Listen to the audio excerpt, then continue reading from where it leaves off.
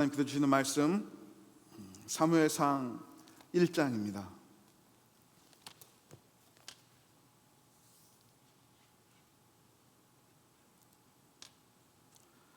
사무엘상 1장 1절에서 11절까지 말씀, 저 여러분들이 한 절씩 교독하시고 마지막 절 다 같이 읽겠습니다. 사무엘상 1장 말씀 제가 먼저 읽습니다. 에브라임 산지 라마다임 소빔에 에브라임 사람 엘가나라 하는 사람이 있었으니 그는 여로함의 아들이요 엘리후의 손자요 도후의 중손이요 숲의 현손이더라.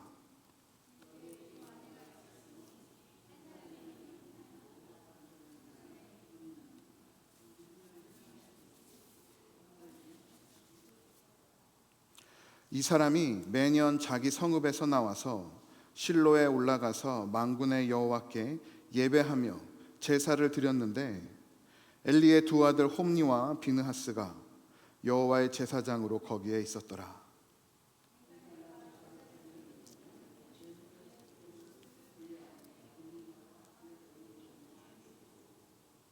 한나에게는 갑절을 주니 이는 그를 사랑함이라. 그러나 여호와께서 그에게 임신하지 못하게 하시니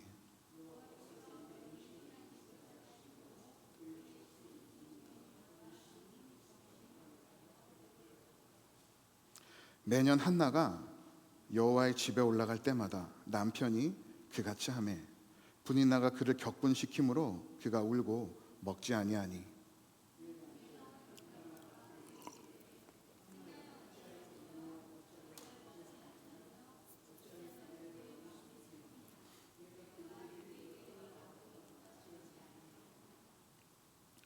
그들이 실로에서 먹고 마신 후에 한나가 일어나니 그때 제사장 엘리는 여호와의 전 문설주 의자에 앉아 있었더라.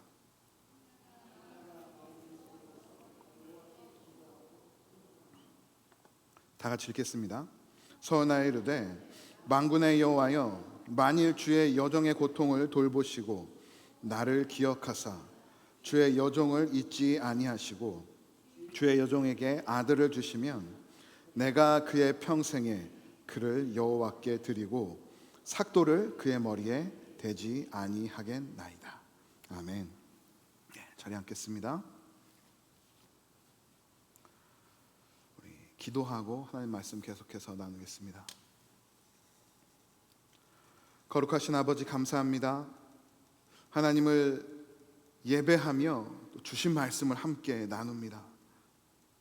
하나님께서 백성들 가운데 주시는 귀한 말씀, 우리가 바르게 깨닫고 붙들고 살아갈 수 있도록 성령 하나님 이 시간 우리 가운데 충만하게 역사하여 주옵소서.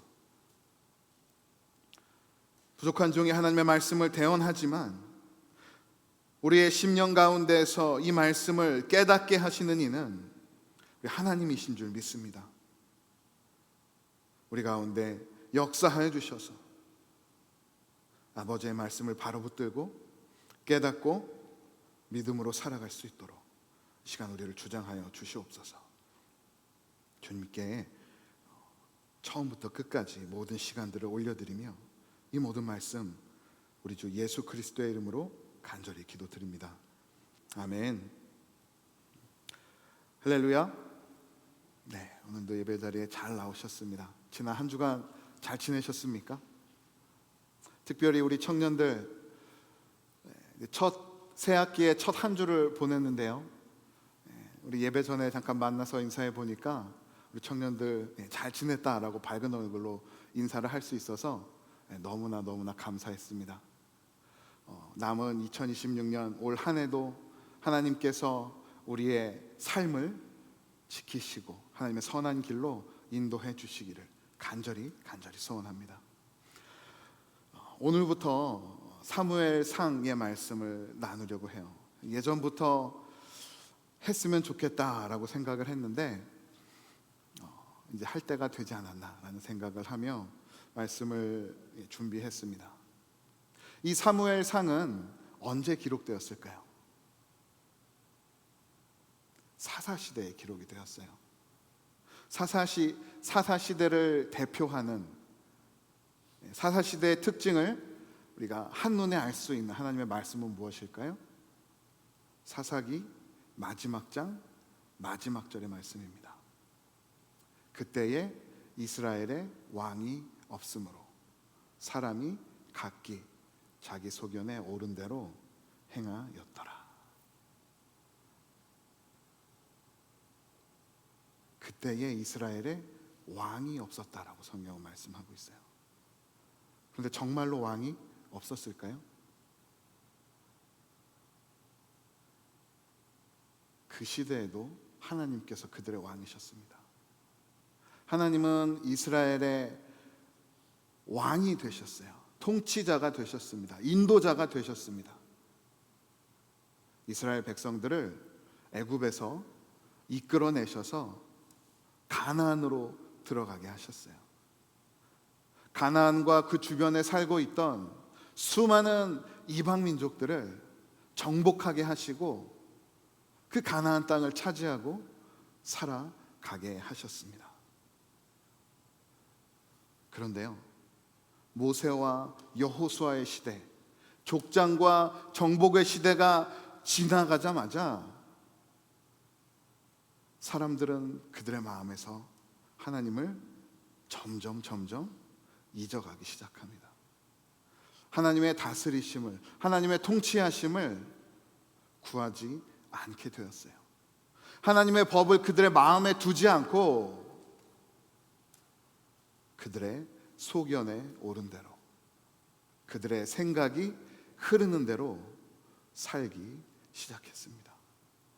하나님이 아닌 자기 자신이 삶의 기준이 되었다라는 말씀이에요.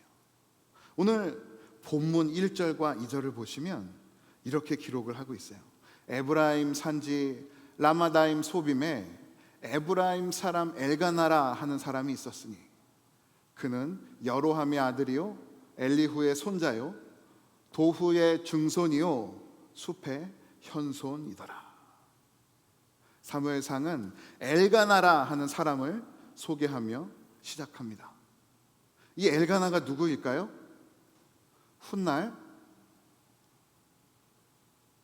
이스라엘의 영적 지도자인 사무엘의 아버지가 돼요. 그런데 이 사람이 어느 지파에 속해 있습니까? 오늘 본문을 보시면 에브라임 사람이라고 되어 있어요. 근데 에브라임 사람이 아니죠. 에브라임 사람이 레위 지파 제사장이 될 수 없었겠죠. 에브라임 지파의 아들이 제사장이 될 수 없었겠죠. 역대상 6장에 보시면 이 엘가나는 레위 지파에 속해 있다라고 기록을 하고 있어요. 그런데 2절을 보시면 아주 놀라운 일이 적혀 있습니다. 그에게 두 아내가 있었다라고 말씀하고 있어요. 하나님을 섬기는 레위 지파 제사장으로 섬겨야 했던 그 사람이 두 명의 아내를 두고 있습니다. 물론 성경을 보시면 중혼을 한 사람들이 많이 기록되어 있어요. 그러나 그 사람들이 중혼을 했다라고 해서 그것이 하나님께서 허락하셨거나 하나님 보시기에 아주 합당하다라는 뜻은 아닙니다. 특별히 하나님을 섬겨야 하는 제사장의 입장에서 이 시대로 말하면 아주 똑같지는 않지만 저와 같은 목회자가 두 명의 아내를 두고 있었다. 납득이 되지 않죠. 사무엘상은 이 사사시대가 얼마나 자기 소견대로 살아가고 있는 사람들로 가득 차 있는가를 기록하면서 시작을 하고 있어요.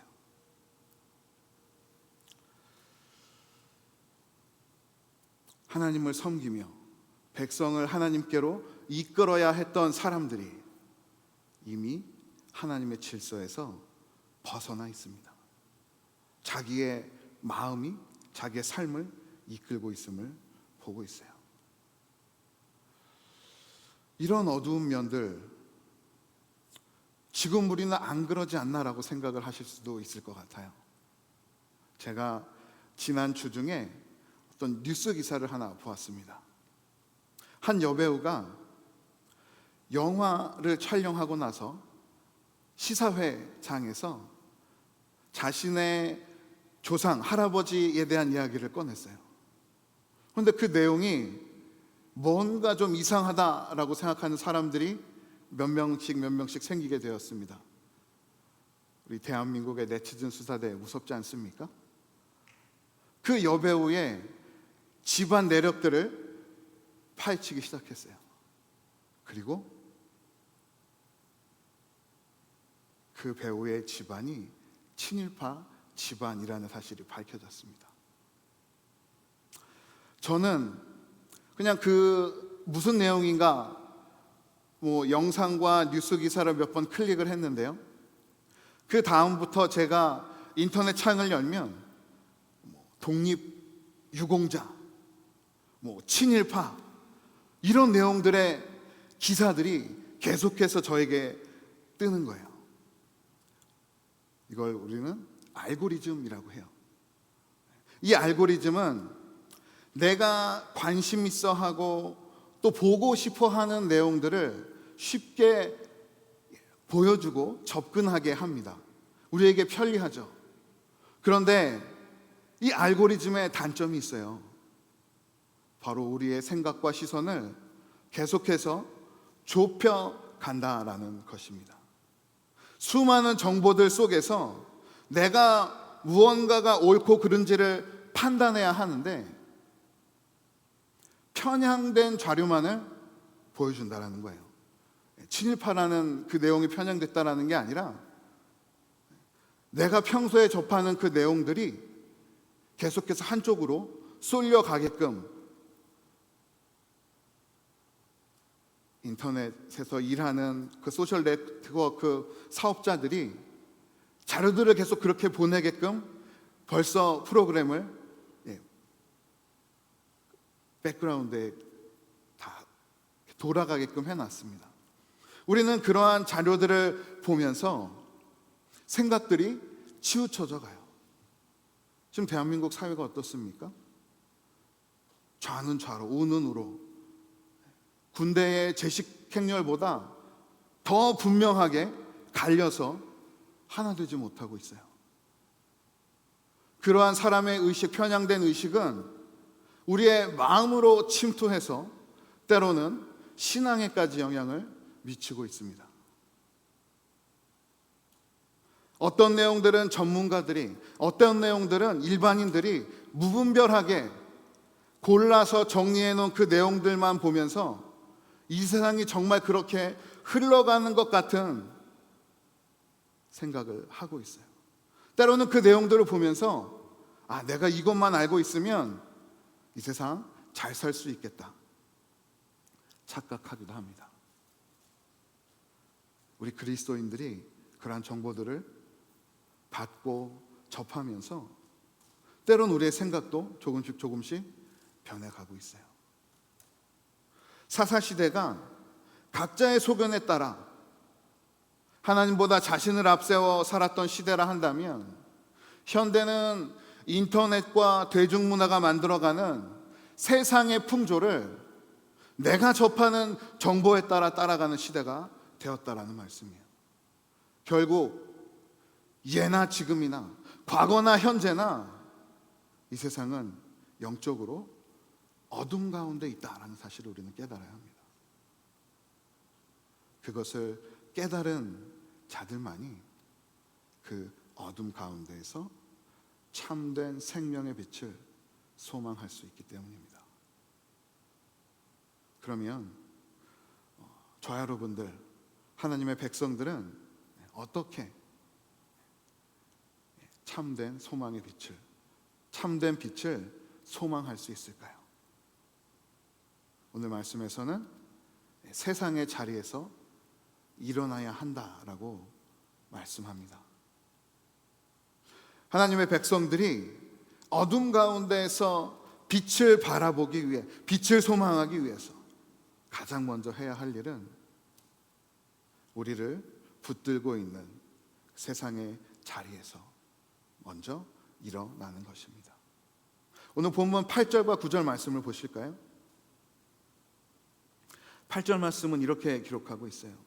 그의 남편 엘가나가 그에게 이르되 한나여 어찌하며 울며 어찌하여 먹지 아니하며 어찌하여 그대의 마음이 슬프냐.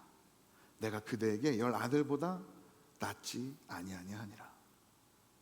남편이 엘가나가 한나의 마음을 달랩니다. 당신은 왜 울고 있습니까? 왜 먹지 않습니까? 왜 슬퍼합니까? 당신에게 아들이 없어도 그 아들보다 더 당신을 위하고 돌봐주는 내가 있는데 무엇이 부족합니까? 남편이 아내를 극진히 사랑하는 마음으로 달래주고 있어요. 그런데 문제는 무엇입니까?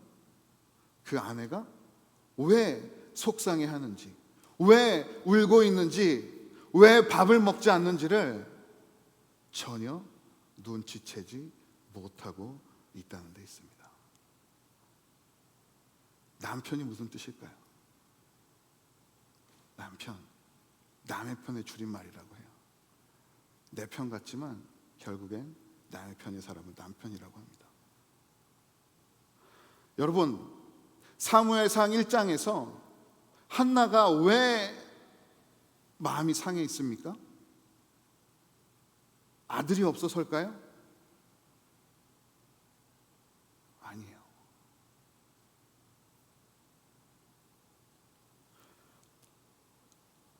6절 말씀을 보시면 그의 적수인 분인나가 그를 심히 격분하게 하여 괴롭게 하였다라고 기록되고 있어요. 자식이 없는 건 그냥 살아갈 수 있겠는데, 남편 보면서 살아갈 수 있겠는데, 옆에서 자식을 갖고 있는 남편의 첩이 내 마음을 긁는 거예요. 한나는 그게 싫은 겁니다. 그런데 남편은 내 속도 모르고 내가 있잖아요. 아들 없어도 괜찮으니까 나를 보세요. 그러니 그 위로가 한나의 마음에 들어올 수 있을까요? 그래서 한나는 어떻게 했습니까? 오늘 9절 말씀을 보시면 그들이 실로에서 먹고 마신 후에 한나가 일어났다라고 기록을 하고 있어요. 남편의 말에 위로를 얻지 못한 한나는 그 자리를 일어났습니다. 이 본문에서 사용된 일어나다라는 단어는 쿰이라고 해요. 쿰. 예수님께서 회당장의 딸이 죽었을 때 그 딸에게 가서 뭐라 하셨습니까? 달리다 쿰. 달리다라는 것은 어린 소녀를 뜻해요. 소녀여 쿰, 일어나라. 이사야 60장 말씀에서 일어나라 빛을 발하라 라고 할 때도 일어나라 라는 이 단어에 쿰 이라는 단어가 사용됐습니다. 하나님은 하나님의 백성들에게 쿰, 일어나라 라고 명령하시며 내가 너를 아픔의 자리에서, 죽음의 자리에서, 절망과 낙심의 자리에서 일으키리라. 내가 나의 능력으로 너에게 새 힘을 주리라 라고 말씀하시며 쿰이라고 말씀하셔요. 그렇다면 한나가 일어났다라는 뜻은 무엇일까요? 하나님이 쿰이라고 말씀하실 수도 있지만 하나님의 백성들이 쿰이라는 그 말씀을 붙들고 일어납니다. 하나님의 일하심을 소망하며 자신의 마음을 억누르는 그 세상의 자리에서, 삶의 자리에서 그곳에 미련두지 않고 하나님을 향해 일어났다라는 말씀입니다. 하나는 자신의 마음을 알아주지 못하는 남편과 그의 마음을 계속해서 격분하게 하고 있는 자들이 있는 세상의 자리에서 일어나서 하나님의 전으로 들어가 만군의 여호와 앞에 엎드립니다.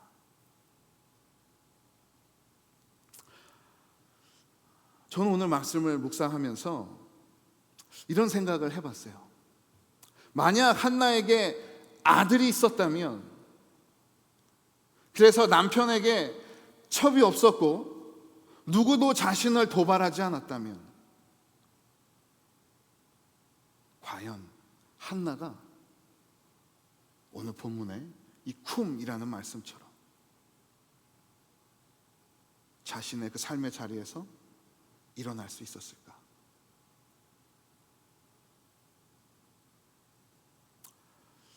어쩌면 한나가 어두운 세상 가운데에서 하나님을 향해 일어날 수 있었던 그 이유가 자신의 약점을 긁고 들춰냈던 분인나 때문이 아닐까. 그래서 오늘 본문에서 성경은 이렇게 말씀합니다. 하나님께서 그의 태를 닫으셨다. 하나님은 일부러 한나가 아이를 갖지 못한 시간들을 허락해 주셨어요. 그리고 그가 하나님을 향해 올바로 일어날 수 있도록, 주를 바라보고 주께로 나아갈 수 있도록 그를 인도해 주셨습니다. 저희 큰아이가, 저기 앉아있는 큰아이가 텍사스에 있을 때 운전면허 퍼밋을 받았습니다. 필기시험을 합격하고 최소 6개월 동안 면허 연습을, 운전 연습을 해야 이제 드라이빙 시험을 볼 수 있어요. 정식 면허 시험을 칠 수 있는 거죠. 그렇게 열심히 연습을 했습니다. 그런데 운전면허 시험을 딱 2주 남겨놓고 저희가 이 노스캐롤라이나로 이사 오게 됐어요. 저희는 이제 그 당시 미국의 여러 사정들을 잘 알지 못해서 괜찮아, 퍼밋 있으니까 가서 트랜스퍼하고 여기서 시험 보면 되지. 이사를 마치고 운전면허 시험장에 갔어요. 우리 아들이 텍사스에서 퍼밋을 땄는데 이거를 좀 옮겨주세요. 이쪽에서 시험 볼 수 있게 도와주세요 라고 물었는데, 그 앞에 앉아있던 직원분이 미국에서는 퍼밋을 트랜스퍼 해주지 않습니다 라고 얘기하더라고요. 그러면서 18살이 되면 성인 면허증을 딸 수 있으니 딱 1년만 참으면 차라리 그게 편하다. 조금 답답하게 생활을 하고 1년 있다 면허를 따세요 라고 얘기를 하더라고요.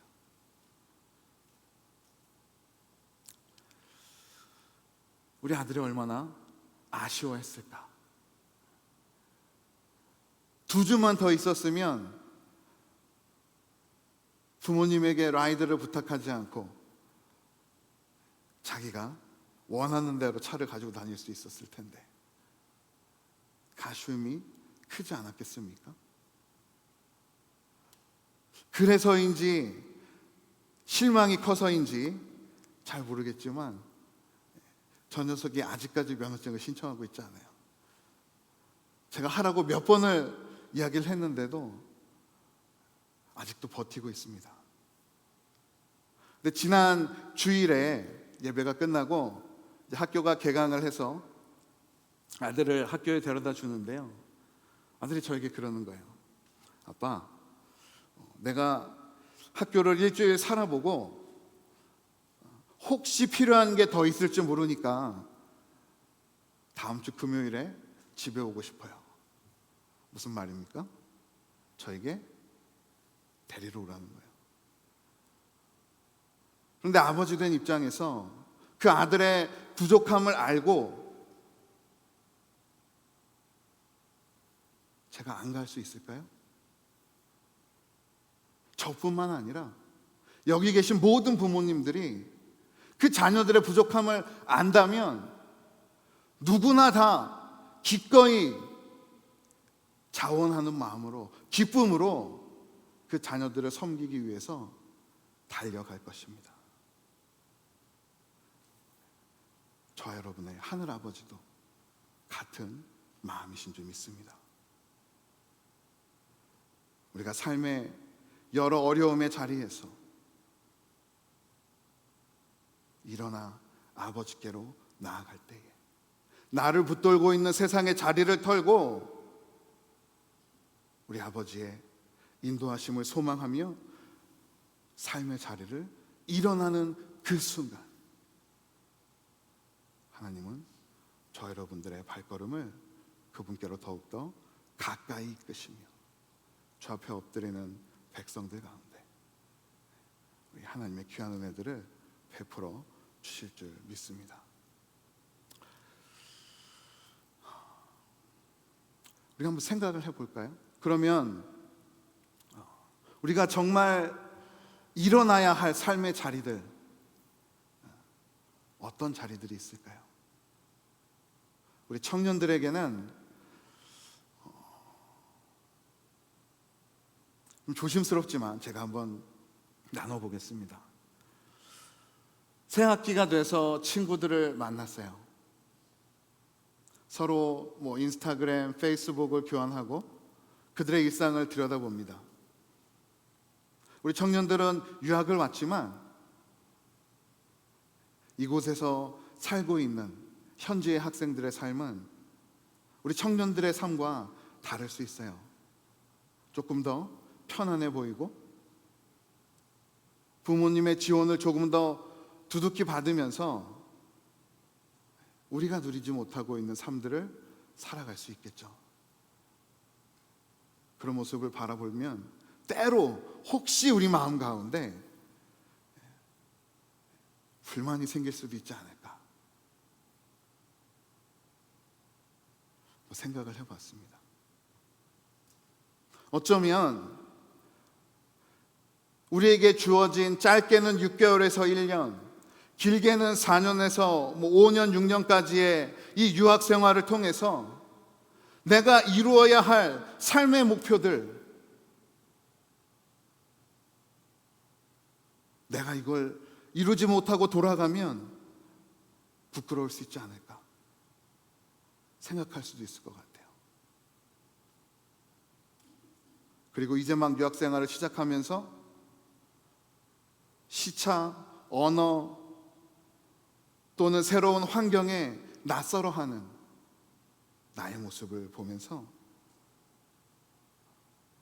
혹시 마음의 어려움이 있다면 그 어려움들을 모두 다 내려버리고 일어나시길 바랍니다. 여러분들을 이곳까지 공부하도록 이끌어 주신 하나님의 인도하심을 소망하며 우리가 머물고 있는 삶의 자리를 포기하라는 말씀이 아니라 그 자리에서 일어나 나를 붙드시고 인도하신 하나님을 바라보시길 바라요. 우리 성도님들은 어떨까요? 혹시 엘가나처럼 우리의 가정, 우리의 식구들, 우리의 자녀들에게 어찌 그럽니까? 어찌 울고 있습니까? 어찌 아파합니까? 라고 하면서 나의 이해와 나의 힘으로, 나의 노력으로 그들을 조금 더 세워보려고 하는 개인적인 열심들 잠시 내려놓고 저와 여러분 모두를 지금까지 선한 길로 인도해 주신 우리 하나님을 바라보시기 바랍니다. 저와 여러분들이 오늘 나의 삶을 붙들고 있는 삶의 자리에서 믿음으로 일어나 아버지께 나아갈 때 하나님께서 저와 여러분들의 발걸음을 내가 생각하는 이상적인 길이 아니라 하나님께서 나에게 계획하고 이끌어 주시고 있는 선한 길로 우리의 삶을, 우리의 발걸음을 인도해 주실 줄 믿습니다. 말씀을 맺겠습니다. 사랑하는 성도 여러분, 우리는 세상의 자리에서 일어나야 합니다. 우리를 붙들고 있는 삶의 자리에서 일어나 우리에게 참된 빛을, 참된 소망을 허락하시고 살아가게 하시는 하나님께로 나아가는 저와 여러분이 되기를 간절히 소원합니다. 우리의 영혼과 인생에 예수 그리스도를 통하여 이미 베푸셨고 또 앞으로도 베푸실 그 은혜들을 확신하며 이번 한 주도 하나님께로 담대히 나아가는 저와 여러분들 그리고 우리 모든 공동체가 되기를 우리 주 예수 그리스도의 이름으로 간절히 소원하고 축원합니다. 우리 다 같이 일어나셔서 찬양하겠습니다. 오늘 우리가 함께할 찬양은 꽃들도라는 찬양입니다. 이 찬양은 일본에서 만들어졌어요. 우상이 가득한 그 나라에서 하나님의 은혜가 그 땅에 비출 때 하나님, 그 일본 땅의 수많은 영혼들이 아버지를 바라보고 찬양하게 될 줄 믿습니다. 그 비전을 가지고 만든 찬양입니다. 저와 여러분들에게 우리의 삶을, 우리의 영혼들을 억눌리고 있는 여러 세상의 자리들, 내가 일어나겠습니다. 하나님의 은혜와 하나님의 인도하심을 사모하며 주를 찬양하겠습니다. 우리가 함께 고백하며 시간 주님께 찬양 드리고 기도와 축도로 예배를 마치도록 하겠습니다.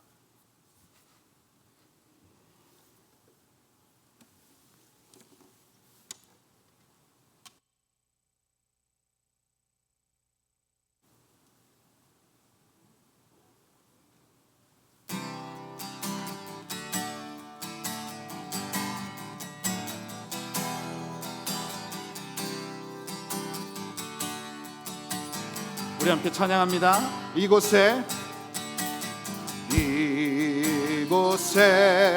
생명샘 솟아나 눈물 볼짝 지나갈 때에 머잖아 열매 맺히고 웃음소리 넘쳐나리라. 그날의 하늘이 열리고 모든 이가 보게 되리라. 마침내 꽃들이 피고 영광의 주가 오시리라. 꽃들도 구름도 바람도 넓은 바다도 찬양하라 예수를. 하늘을 울리며 노래해 나의 영혼아. 은혜의 주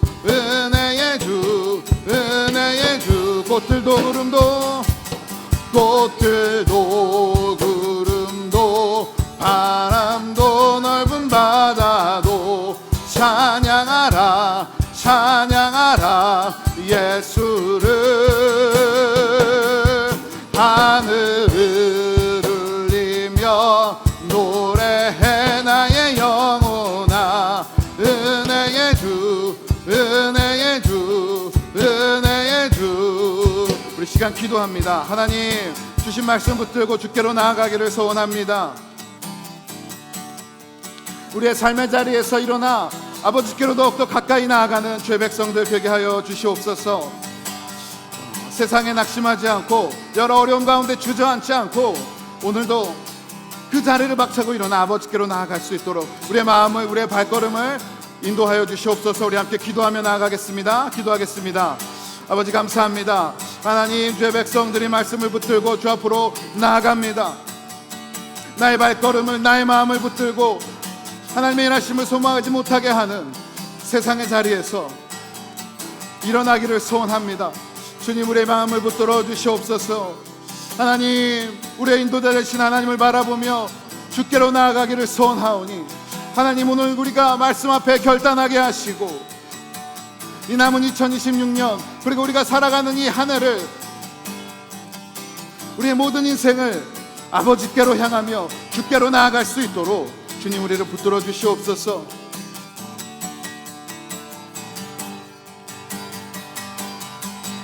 말씀 앞에 결단하는 주의 백성들 가운데 은혜 베풀어 주셔서 주를 더욱더 바라보고 소원하게 하시며 주님 따라가는 거룩한 인생 될 수 있도록 주님 붙드시고 은혜 베풀어 주시옵소서. 우리 가운데 인도자 되시는 하나님의 인도하심을 간절히 소원합니다. 우리를 붙드신 하나님의 이름을 찬양하며 주께로 나아가는 인생 되기를 간절히 소원합니다.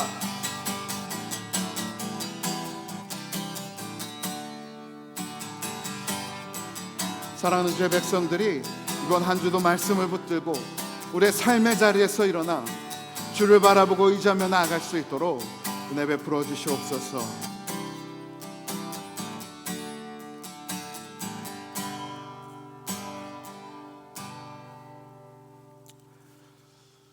하나님, 감사합니다. 이 어두운 세상 가운데에서 우리가 진정으로 바라보고 의지해야 할 분이 누구신지, 우리가 그분을 따라가기 위해서 오늘 어떻게 해야 하는지 말씀을 통해 나누고 결단하게 하시니 감사를 드립니다. 우리가 오늘 살아가고 있는 이 삶의 현장들을 우리 아버지께서 인도해 주신 줄 믿습니다. 지금까지 우리를 인도해 주신 하나님께서 앞으로도 인도해 주실 것을 소망하며 오늘 나의 자리에서 안주하지 않고 또 혹은 절망하지 않고 우리의 참 소망 되신 우리 아버지께로 나아갈 수 있도록 은혜 베풀어 주시옵소서. 새 학기를 시작하는 우리 청년들, 학생들, 그리고 매일매일 반복되는 삶을 살아가는 제 모든 백성들이 똑같은 일상 같지만 오늘도 나를 붙드시며 우리의 발걸음을 이끄시는 우리 아버지를 바라보고 주님께 우리의 삶을 내어 맡길 수 있도록 은혜 베풀어 주시기를 간절히 소원합니다. 삶의 자리를 내려놓고 주를 바라보고 나아가는 거룩한 주의 백성들 되게 하여 주시옵소서.